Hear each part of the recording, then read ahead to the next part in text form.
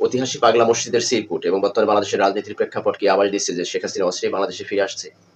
প্রথমে আমরা জেনে নেব আসলে ঐতিহাসিক সেই কিশোরগঞ্জের পাগলা মসজিদের সিরকুটে কি লেখা আছে। সেখানে লেখা আছে যে হাসিনা আসবে, বাংলাদেশ হাসবে, হাসিনা বীরের বেশে আসবে ফিরে, বাংলাদেশের জয় বাংলা, জয় বঙ্গবন্ধু। তো এই যে কিশোরগঞ্জের পাগলা মসজিদের যে সিরকুট এবং বর্তমানে বাংলাদেশের রাজনীতির যে প্রেক্ষাপট বিশ্লেষণ করলে এটা ফেলে দেওয়ার মতো কিছু না।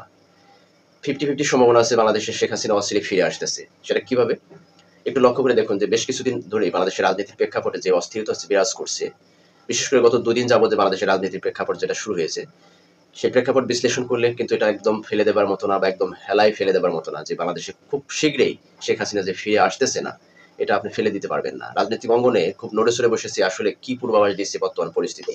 আমরা জানি গত দুদিন আগে বাংলাদেশের যে একজন খুবই জনপ্রিয় একজন রাজনীতিবিদ বিপি নূর, তার উপর যে পুলিশের বর্বরোচিত এবং সেনাবাহিনী বর্বরোচিত হামলা, সেটা কি পূর্বাভাস দিচ্ছে না যে বাংলাদেশের রাজনীতির প্রেক্ষাপট পরিবর্তন হয়ে গেছে।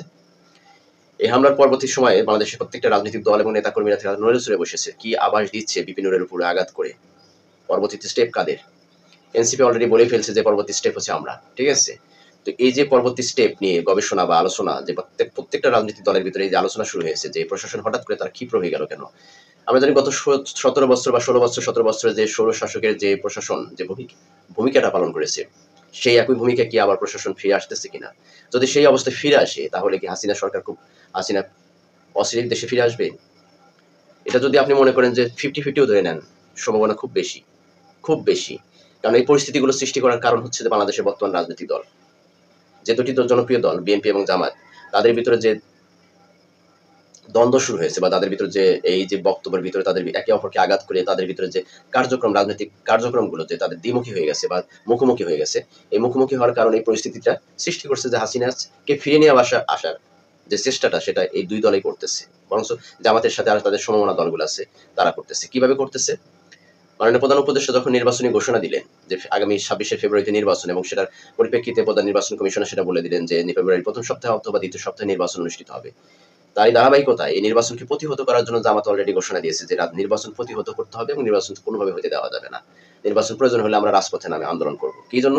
তারা কয়েকটি কয়েকটি ব্যাপার তারা সামনে নিয়ে আসছে। সেটা হচ্ছে যে একটা পিআর পদ্ধতিতে থেকে তাদেরকে নির্বাচন দিতে হবে এবং জুলাই সনদ এবং সংস্কার করতে হবে।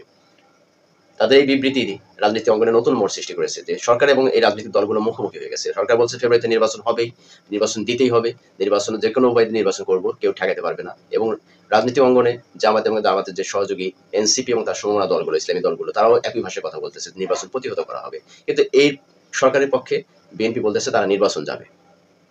বিএনপি নির্বাচনে যাবে, জামাত নির্বাচনে যাবে না। তারা মুখোমুখি হয়ে গেছে এবং সরকারের সাথে মুখোমুখি হয়ে গেছে। তখন রাজনৈতিক প্রেক্ষাপটটা কিন্তু পরিবর্তন শুরু হয়ে গেছে যে এই সুযোগটা তৃতীয় পক্ষ তো অবশ্যই নেবে। আপনারা জানেন যে কোনো পরিবারের যদি 2-4 জন সদস্য থাকে, তারা নিজেদের ভিতরে যখন পুন্দাবন্দি শুরু করে দেয়, তখন দ্বিতীয় পক্ষ বা তৃতীয় পক্ষ এসে সেখানে হাত ঢুকে দেয়, সুযোগটা নেয়। যে তাদের ভিতরে যখন দুর্বলতা চলে আসে, নিজেরা যখন দ্বন্দ্বে লিপ্ত হয়ে যায়, তখন অবশ্যই দ্বিতীয় শক্তি বা তৃতীয় শক্তি সেখানে চলে এসে তাদের সেই দুর্বলতাটাকে কাজে লাগাইয়া তাদেরকে ব্যানিশ করে দেয়।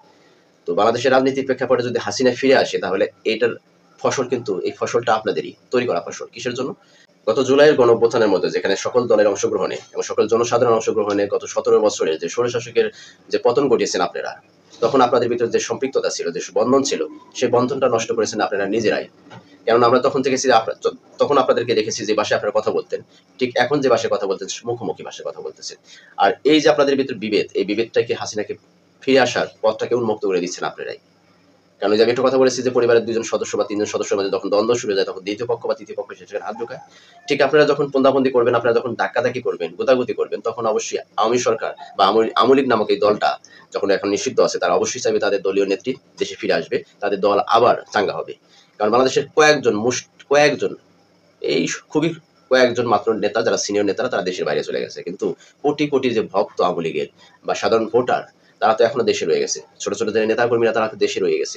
তারা তো অবশ্যই চাইবে তাদের নেত্রী দেশে ফিরে আসবে, তাদের নেতৃত্ব দিবে, তাদের রাজনৈতিক অঙ্গনে তারা আবার মাঠে নামবে, তারা আবার চাঙ্গা হয়ে যাবে। এটা তো তাদের চাওয়া, স্বাভাবিক প্রক্রিয়া। যখন আপনারা নিজেরা গোতাগতি শুরু করবেন যে কোটি কোটি ভক্তরা, তারা কি সুযোগটা নিবে না? গতকালে যে আমরা পরশুদিন যেটা দেখেছি যে বিপিনের উপর যে পুলিশের আক্রমণ বা জাতীয় পার্টির পক্ষ থেকে যে হামলা করা হয়েছে, সেটার ভিতরে অবশ্যই সেটা কি আপনার মেসেজ দিচ্ছে না যেখানে আসলে কারা কাজ করতেছে, এটা মেসেজ দিচ্ছে না? জাতীয় পার্টি তো সব বুড়া লোক রাজনীতি করে, সেখানে ইয়াং পোলাপান পাইলেন কই? ইয়াং পোলাপান তো অবশ্যই কোত্থেকে আসছে, সেটা সাপ্লাই হইতেছে, সেটা আপনারা বুঝতে পারতেছেন না।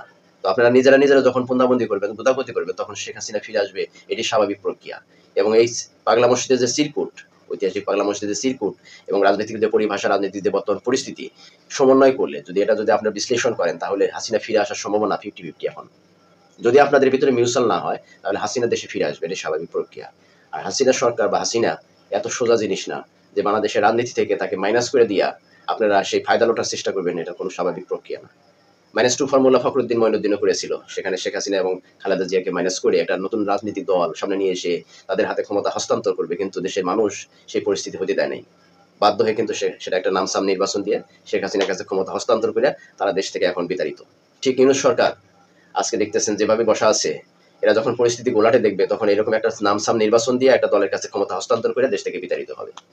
আর সেই সুযোগটাই আবার এই যে হাসিনা সরকার, যাকে আপনারা বিতাড়িত করছেন না, সে আবার আসবে, সে ফিরে আসবে এবং আবার এই দেশে নেতৃত্ব দিবে, এটাই স্বাভাবিক। কারণ এর সৃষ্টিটা পথ খুলে দিতেছেন আপনারা।